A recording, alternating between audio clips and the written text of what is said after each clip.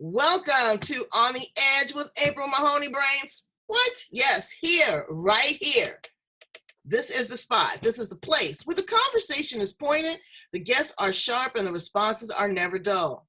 Today, another incredible guest, Barbara Callan. She comes to us by way of Australia, but born and raised in New Zealand.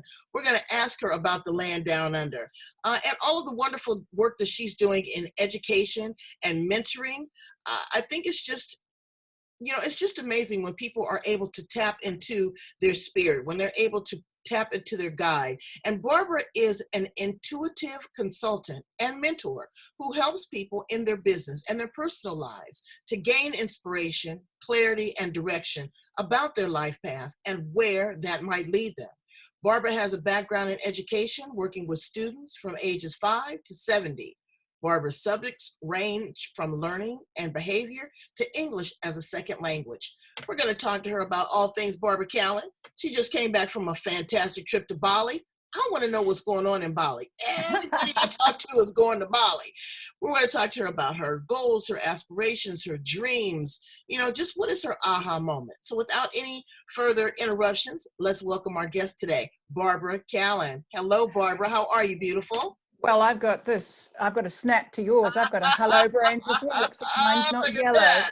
Look at that. With that striking silver hair, honey, I said the yellow card just would not do. Barbara needs a white card. Well, you'll snap with that. Well, this is beautiful, beautiful. Thank you so much for being here with me in the Braids on the Edge, Barbara. How are you today?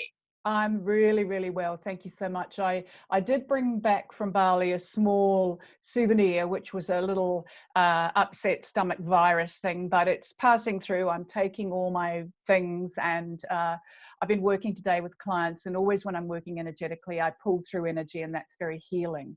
So, well, Barbara, I want to ask you about that because I'm a traveler, and every single time I travel, that little bug gets in my stomach. I don't care if I don't drink the water, if I brush my teeth with bottled water. What is it? And are you a little concerned? And I say this with respect and love, that you might contract something. Third world countries, it's very difficult to, sterilize things. Their food is different, the way that they prepare, the refrigeration, all of that. Doesn't that concern you when you do traveling like that? Well, I take several things with me. So, of course, I take my own energy with me. I Mm-hmm. always meditate every day, which raises my vibration. I have the feeling, the thought, and the understanding that every disease or unwellness that we carry has a certain energy. So if you can raise your energy above that, then perhaps it doesn't affect you as much as it should or would. Now, I took several vibrational sprays with me that I often use. One of them is for jet lag. It brings all your etheric bodies, so the bodies of energy that are around us, it brings all of those back at the same time. You put a drop in your hand, wave it through your energy field, and boom, you're back. Really? So that's my number one. And number two tell me offline when to get that, girl. I certainly will. The second one is colloidal silver. So colloidal silver is antimicrobial, antifungal, anti-mold, anti-parasitic. If you take a few drops of that in your water, it just means that you're not going to pick up any of that stuff. So because I was running a workshop, I needed to be right on my game. I wasn't quite prepared for 100% humidity. Oh, wow. which did knock me out a bit, but again, I'd taken hydrating stuff with me. So I just I think ahead, I feel into it, how's it going to be? And then I just go prepared. Okay, so you go prepared. Prepared to do what, Barbara? What do you do? Good question. I'm glad you asked. Well, I have, from a background in education and teaching, I have morphed myself into, so I'm still teaching, I guess.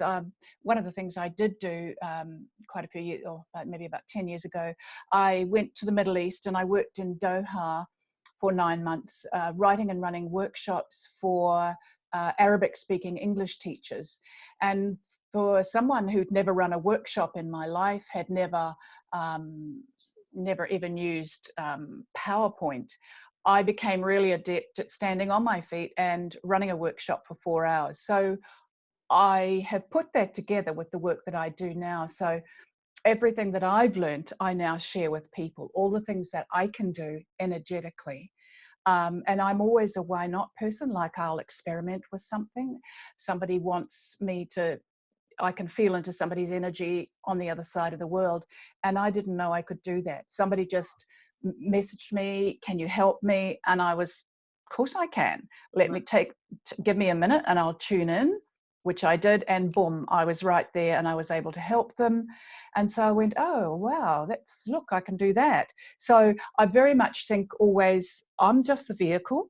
I'm not actually doing it. And so therefore, as I'm the vehicle, I want to keep myself clean and clear as much as possible.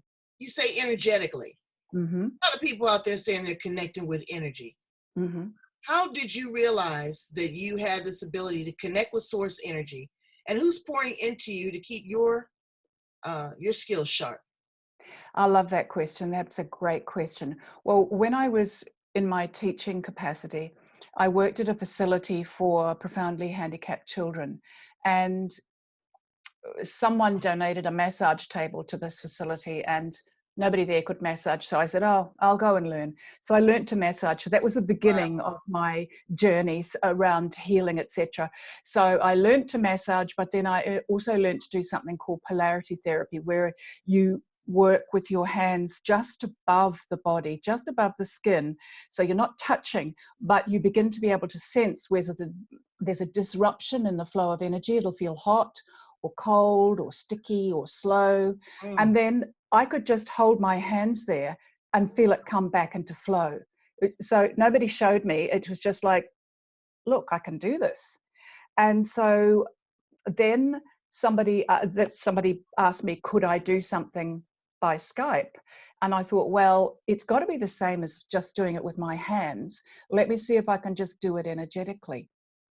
And so I could create a shift. It's I never cease to be amazed, but I know that that's an ability that I have. So where do I? No, I'm saying, so, you have a child that's, 5 to 8 years old. Mm-hmm. They're very rambunctious. They're very anxious. They are disruptive. How do you tune into that energy? So what I'll answer to that is, I have a friend, a woman who is in my networking group, and she knows I do this work. I've done some work with her. She has a daughter who's autistic and nonverbal, who's I think she was about 6 or 7 at the time. It was last year. And she messaged me and said, help. Imogen is just climbing the walls. I can't do anything with her. So I said, let's have an appointment. Come on Skype, because she was, about 80 kilometers away. Come on Skype. And I said, I want you to surrogate for her. So I said, put her in your heart. She said, I can't get her to sit still. I said, put her in your heart. And I said, I will balance her. So I tune into the mother, and through the mother, I get the daughter. And then what I did was run her chakras or energy centers, find when something was out of balance. And really just by holding my energy and focus on there, I can feel like I could with my hands. I feel the energy begin to flow again, and for it to come back in balance. And the most amazing thing was that there was a little knock at the door when I'd finished. And there was Imogen, completely calm. And she came and sat on her mother's knee in front of the camera, because we were on Skype. And Sandy whispered in her ear, and she looked straight at the camera and she said, thank you, Barbara. And she's nonverbal. So it's like, that was the greatest, I know. That is an aha moment. That's what you said. It's the light bulb moment. It's the light bulb moment. It is. That's work of the heart, That's just blissful. It's really blissful. Yeah. How do you clean yourself? Because when you're doing energy work, you're taking on the energy, the mindset, the power, the control, the disease of the person that you're working with. Mm-hmm. How do you make sure that your self is clear and that you're in a good space so that you feel good, remain energetic, and are able to be free and clear for your next client? I think that's a really good question. And I have learned by trial and error how to do that. So for me, I always work with the power of love. And so what I do before I begin to work with anyone, before I've begun to do with this, I connect up. So I connect to source energy going up and through the layers and right up. And there's an extension cord for me, and I just plug into that and then pull down that energy. So I'm always using highest frequency, source light, God light, whatever you want to call it. I'm always using that. Wow. I don't have any specific guides that I work with. I really just go straight for the top, plug in there. So that energy, so before and afterwards, keeps me clear. So I also, when I'm working with the energy of love, it's such a frequency. So I put that into every cell of my body, and I also put it out into my field. I just breathe it out, so it's about that wide in my field. Now, anything, I've set my boundaries, my borders, my sovereignty, and I've said nothing can come in here unless it's a match to this or greater. Wow. So unless something is having the frequency of love, quite literally it's going to slide off like Teflon. Right, right, right. So now you have adults that you're working with.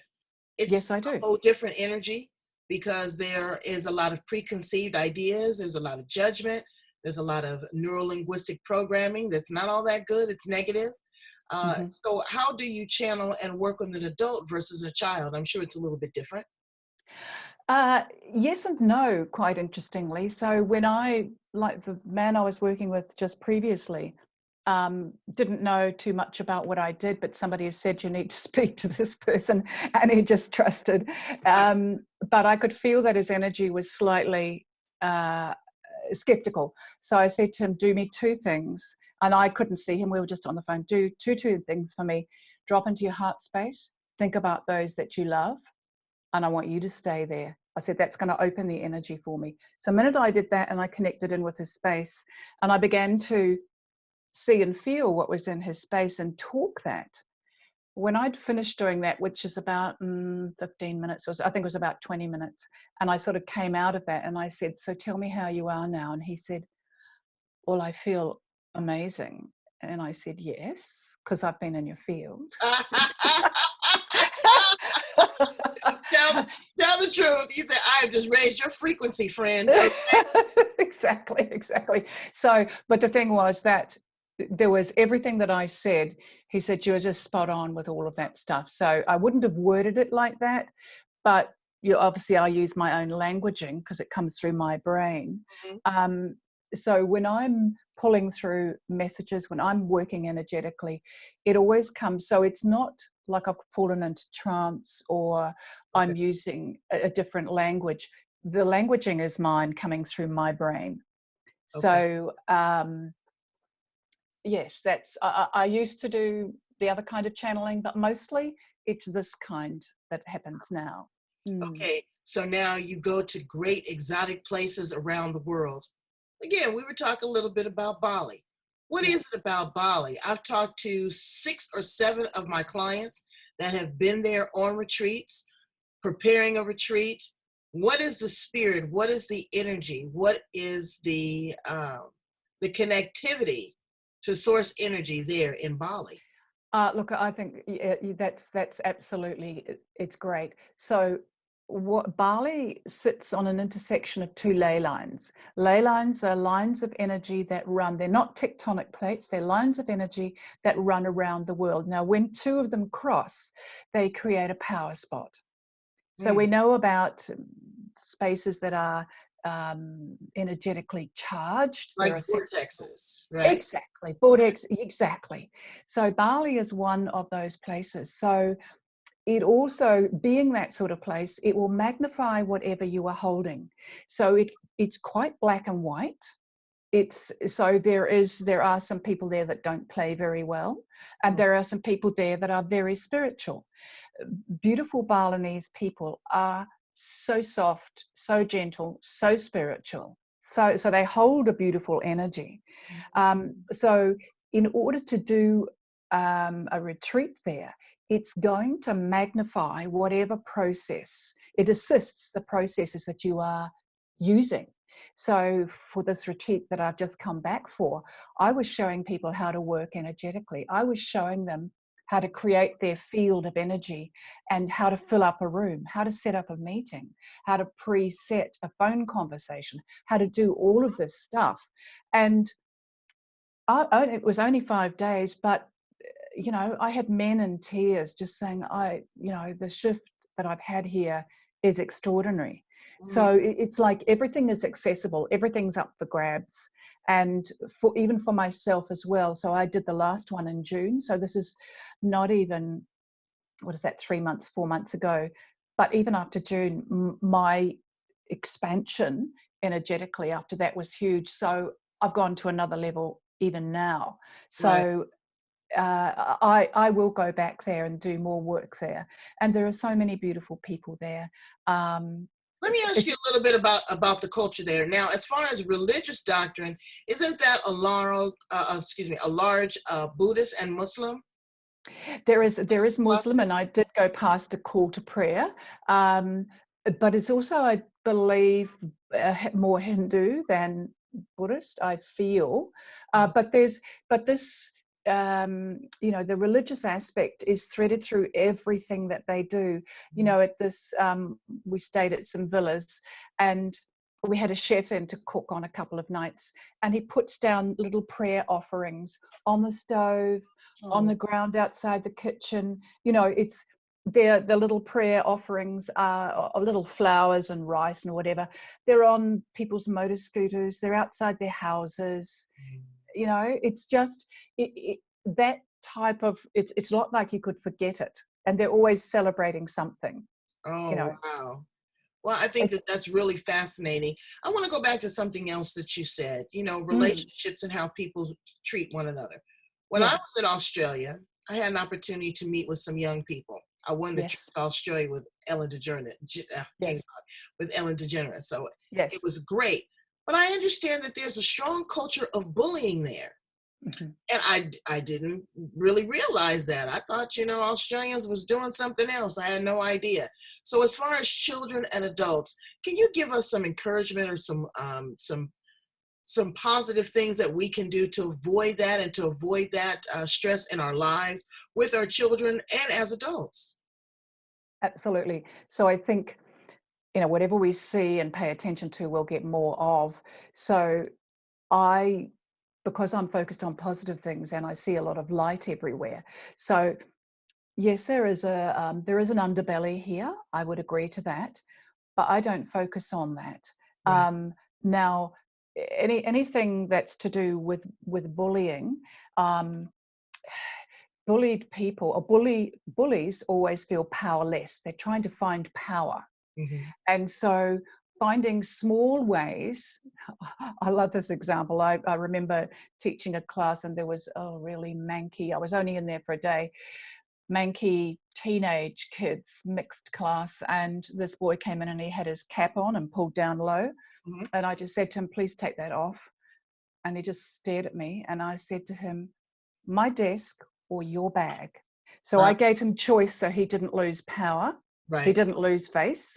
So he took it off and put it in his bag. So I got what I wanted, but he didn't lose face because he had choice. Right. So I think always offering choice is a good way through this. Um, I have also seen uh, people who are bullies, there's always a softer side to them. They're always so it's trying to find that softer side. So seeing them with younger children can be like, you will see them soften because they have no need to be the bully with somebody that they're already bigger than. Right. Or with animals. With animals, The animal absolutely. softens them as well, or or the elderly. Absolutely. So any of those where they're with somebody who's already vulnerable, they don't need to display those bullying behaviors. So tell Yeah. us a little bit about your retreats and some of the magical things that happen there. Okay. So the retreats, so the second one, so I've called it Awakening Your Divine Magnetism. So really how to magnetize and become magnetic in Mm. your life.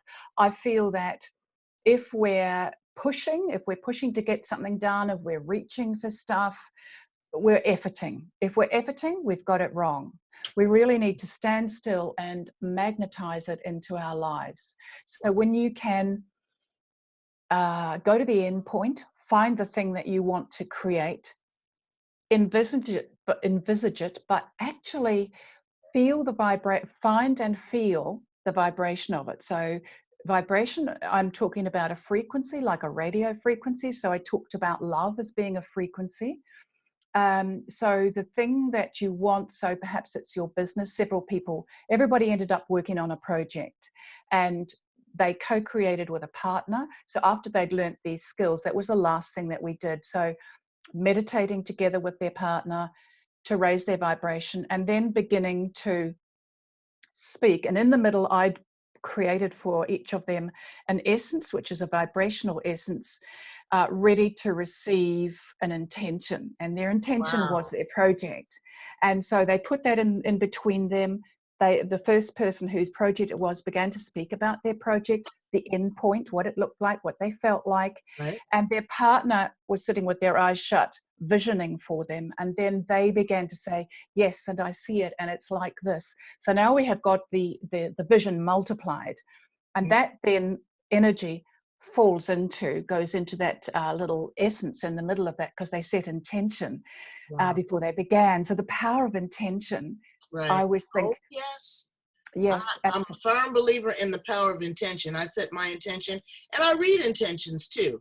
What is someone, again, you're going to have disagreements with people, you're going to have agreements with people, but I look at the underlying intention.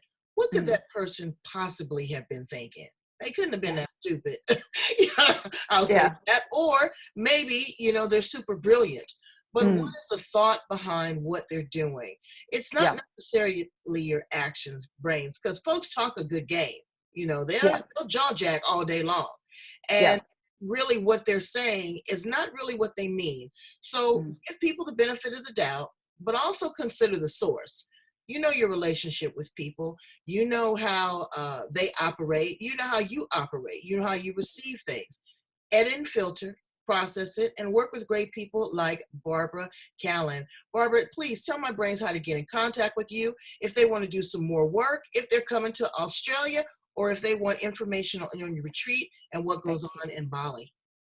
That'll be lovely. So I have a website, which is www, of course, Barbara Callan, CALLAN.com.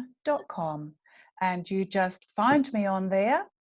I'm on WhatsApp, I'm on many different things, but or you can find me on Facebook on barbaracallan.com, lots of different ways. And I look forward to meeting and working with anybody and everybody, and finding the energetic fit. Well, come on to San Diego and we've got the Chopra Center here. We got the beautiful meditation garden. You got me, you got my brains. Come on to California. We'd love to see you. Oh, that would be wonderful. I might even consider that. Look out. Yeah, again, we can always have a retreat here, because no matter where you are on the planet, you can catch wonderful people like Barbara Callan. You can catch everything that you need. That's right here on the edge. Thank you so much. Brains, go back, listen to other edgy conversations. Subscribe to our YouTube channel. We're on Spotify. We're on LinkedIn, Twitter, Instagram, Facebook, iTunes, Blog Talk. We're just all over the planet, and we are sending out a frequency, a frequency of love, connectivity, synergy to elevate you. Thank you so much, Barbara Callan, and you come back and visit me again, whether virtually or physically, That is super. Thank you so much, April. What a pleasure. Thank you. Bye-bye. Thanks. Bye.